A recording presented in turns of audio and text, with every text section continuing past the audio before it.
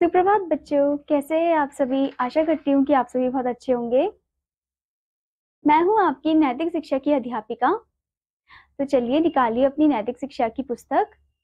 तो चलिए अब हम स्टार्ट करते हैं हमारा खंड का नैतिक शिक्षा, जिसमें हमारा पहला अध्याय है प्रार्थना। तो चलिए इस कविता को पढ़ते हैं। सबसे पहले आपको इस कविता को पढ़ने के लिए हाथ को जोड़ना होगा, ठीक है। तो चलिए शुरू करते हैं।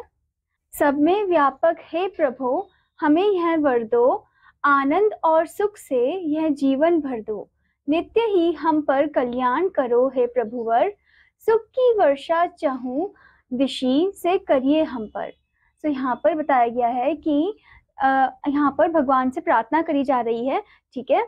और यहाँ पर वो बोल रहे हैं कि हमें ये वरदान दो कि हम आनंद और सुख से अपना जीवन भरे, अपना जीवन जो है वो आनंद और सुख से जिए और हमारा जो जीवन है वो आनंद और सुख से भरा हुआ रहे, ठीक है। नित्य ही हम पर कल्याण करो, मतलब हम पे कल्याण करो प्रभु, ओके। सुख की वर्षा चहुदिशी से करिए हम पर, मतलब कि जो सुख की वर्षा है वो चारों दिशाओं से हम पर करिए। चारों दिशाओं कौन कौन सी? नॉर्थ, साउथ, ईस्ट और वेस्ट, ठीक है। तो चारों दिशाओं से सुख की वर्षा हम पे करिए, ठीक है। तो ये प्रे कर रहे हैं भगवान से। है यही प्रार्थना तुमसे अंतर्यामी, ज्ञान कर्म इंद्रियां यह बने ना पापी, भटके ना सांस वाणी अरु दृष्टि हमारी, मन बुद्धि कान बाहें होवे ना कुराही।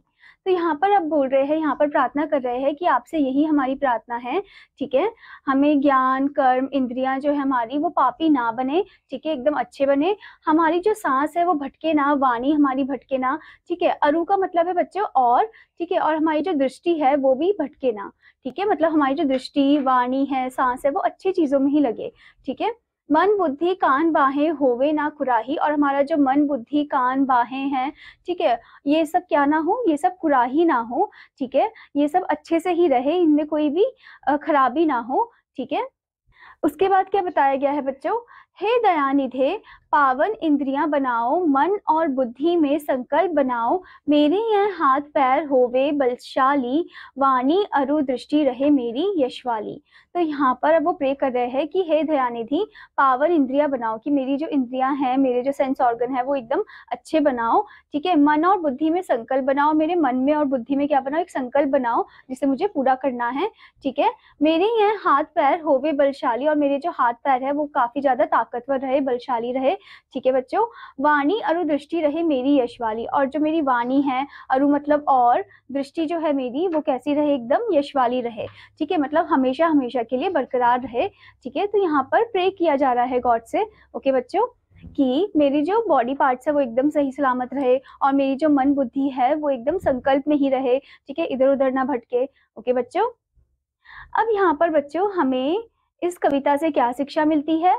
हमें इस कविता से ये शिक्षा मिलती है, हमें सबका कल्याण करने वाले परम पिता की सदा सच्चे मन से उपासना करनी चाहिए, क्योंकि वह हमारी सद इच्छाओं को पूरा करते हुए जीवन पथ पर आगे बढ़ाता है, ठीक है। मतलब कि यहाँ पर परम पिता कौन है? यहाँ पर भगवान जी की बात की जा रही है, ठीक है। तो हमें उनसे सच्चे मन से उपासना करनी चाहिए, उनकी प्रे करनी चाहिए सच्चे मन से, क्योंकि वही है जो हमारी पूरी जो इच्छाएं होती है, सद इच्छाओं मतलब जो हमारी सारी इच्छाएं होती हैं उनको वो पूरा करते हैं और हमें एकदम सुरक्षा प्रदान करते हैं, ओके।